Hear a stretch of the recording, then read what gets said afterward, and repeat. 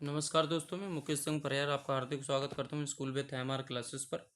जैसा कि आपको पता है कि क्लास 10th की एनसीईआरटी सॉल्यूशन यहाँ पर कराया जा रहा है और ये इम्पॉर्टेंट क्वेश्चन सफलता सीरीज़ के तहत कराए जा रहे हैं। इसमें MP board, Bihar board, UP board के लिए बहुत ही ज़्यादा इम्पॉर्टेंट क्वेश्चन कराए जा रहे हैं।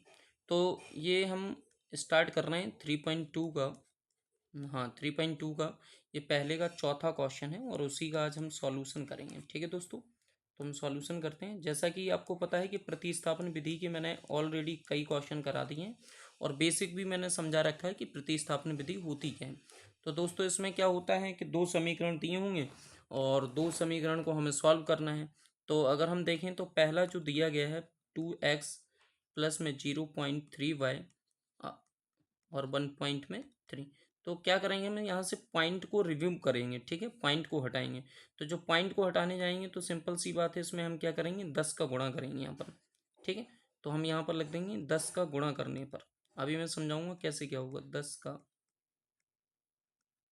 गुणा करने पर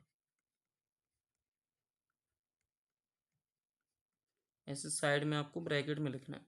जैसे ही आप 10 का गुणा करोगे तो ये सीधे 2x बन जाएगा, ये 3y बन जाएगा और ये कितना बन जाएगा, 13। और इसे हम क्या बोल सकते हैं, समीकरण 1। अब देखो, यहाँ से बात ये समझनी है आपको कि सर 10 का गुणा करने पर पॉइंट कैसे हट गया। जैसे मैं आपसे बोलूँ कि 0.5 में 10 का मल्टीप्लाई कराओ, तो जब 0.5 में 10 का मल्टीप्लाई कराओगे तो 5 को मैं 5/10 लिख सकता हूँ। 0.5 को, सॉरी 0.5 को मैं 5/10 लिख सकता हूँ, क्योंकि एक अंक बाद पॉइंट हटेगा, नीचे एक जीरो आएगा और ये 10 यहाँ रहा। 10 से 10 कैंसिल हो गया तो कितना बचा, 5। बस उसी तरीके से यहाँ हुआ, यहाँ हुआ और यहाँ हुआ। ठीक है दोस्तों, तो हम आगे बढ़ते हैं। तो पॉइंट क्यों हटा दिए, जिससे कैलकुलेशन थोड़ा सरल बन जाए और क्वेश्चन थोड़ा सरल लगने लगे। और अगली वाली में यही condition, 0.4x 0.5x equal to में 2.3। यहाँ भी लिख देना है कि 10 का गुणा करने पर, गुणा करने पर, तो जब हम 10 का गुणा करेंगे यहाँ से तो ये कितना हो जाएगा, ये 4x हो जाएगा, ये 5x हो जाएगा और ये कितना आ जाएगा, 23। और ये समीकरण कौन सा बनाएगा, ये समीकरण बनेगा भैया दूसरा। अब हम आगे बढ़ते हैं। अब आपको पता होना चाहिए विलोपन विधि में क्या होता है कि समीकरण 1 या समीकरण 2 से हमें देखना है। कोई सा भी आप समीकरण ले लो, मैंने समीकरण 1 ले लेता हूँ। ठीक है, और उससे आप x की वैल्यू निकाल दें समीकरण 1 से। ठीक है, समीकरण 1 से हम देखेंगे यहाँ से, तो 2x प्लस में 3y इक्वल टू में कितना आएगा, 13। हम x की वैल्यू निकालने जाएंगे तो 3y को उस साइड ले जाएंगे, तो 13 माइनस में क्या हो जाएगा, 3y, क्योंकि ये 3y प्लस का उस साइड जाकर क्या होगा, माइनस का। यहाँ से हम निकाल के इसकी रहे हैं x की वैल्यू, तो x की वैल्यू निकालेंगे तो 13 माइनस में 3y और अपॉन में क्या आ जाएगा, 2। ये आ गई हमारी x की वैल्यू। और जो x की वैल्यू आए उसी को हम समीकरण क्या रख देंगे, समीकरण 3। ठीक है, तो हमने क्या रख दिया बेटा, समीकरण 3। अब आपको पता होना चाहिए कि हमने 1 से निकाला है तो 2 में रखेंगे, तो लिखेंगे समीकरण 2 में x का मान रखने पर, x का मान रखने पर।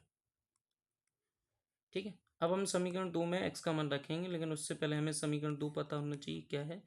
तो 4x प्लस में 5x, 4x प्लस में 5x इक्वल टू में 23। 4x प्लस में 5x इक्वल टू में 23। ठीक है, देख लें एक बार, 4x प्लस में 5x प्लस में इक्वल टू 23। ठीक है, अब हमें यहाँ से किसका मान रखना है, x का। तो x का रखने जाएंगे तो x की वैल्यू क्या है, 13 माइनस में 3y अपॉन में 2 प्लस में 5y इक्वल टू में कितना आ जाएगा, 23। अब 4 ब्रैकेट हटाओगे मल्टीप्लाई आएगा, 13 माइनस में कितना होगा, 3y अपॉन में कितना आ जाएगा, 2 प्लस में 5y इक्वल टू में कितना आएगा, 23। ठीक है, अब हम यहाँ से जब हम कैलकुलेशन कराएंगे तो 2 से, ये 2 2 ज़ा 4, यहाँ पूरा मल्टीप्लाई होगा तो कितना आ जाएगा, 26। और ये 2 3 ज़ा कितना हो जाएगा, 6y प्लस में ये कितना है, 5y इक्वल टू में कितना आ जाएगा, 23। ठीक है दोस्तों, अब हम वाई से 6y को 6y से 5y हम माइनस कराएंगे, और ये जो 26 है उस साइड जाएगा तो क्या होगा, माइनस का, और ये माइनस का y बचा। ठीक है, क्यों, क्योंकि माइनस की संख्या बड़ी है 23, उस साइड ये 26 जाएगा, तो माइनस के y इक्वल टू में माइनस का क्या बचेगा 3, प्लस माइनस माइनस होता है, माइनस की संख्या बड़ी है इसलिए माइनस का चिन्ह आया, माइनस से माइनस कैंसिल, तो यहाँ से y की वैल्यू कितनी आ गई दोस्तों, 3 आ गई। इतनी सी बात समझ में आ गई कि नहीं आ गई। y की वैल्यू कितनी आ गई दोस्तों, 3। अब y की वैल्यू को उठाकर हम किस में रखेंगे, समीकरण 3 में, तो समीकरण 3 में y का मान रखने पर,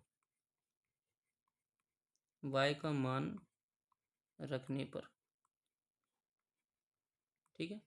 अब समीकरण 3 क्या है दोस्तों, तो समीकरण 3 था x बराबर में 13 माइनस में 3y अपॉन में 2। अब यहाँ से हम y की वैल्यू रखेंगे, वो y की वैल्यू है कितनी दोस्तों, तो y की वैल्यू है 3, y की वैल्यू कितनी है 3, तो यहाँ 3 अपॉन में 2, x 3 3 जा कितना होता है 9 अपॉन में 2, ये कितना बचेगा 4 अपॉन में 2, 2 से ये कैंसिल करोगे तो 2, तो यहाँ से y की वैल्यू कितनी आ गई दोस्तों 3, और x की वैल्यू कितनी आ गई 2। ठीक है, धन्यवाद दोस्तों। अगर कोई डाउट हुआ अगर तो आप कमेंट कर सकते हैं, मैं क्लियर कर सकता हूँ उस डाउट को। ठीक है दोस्तों।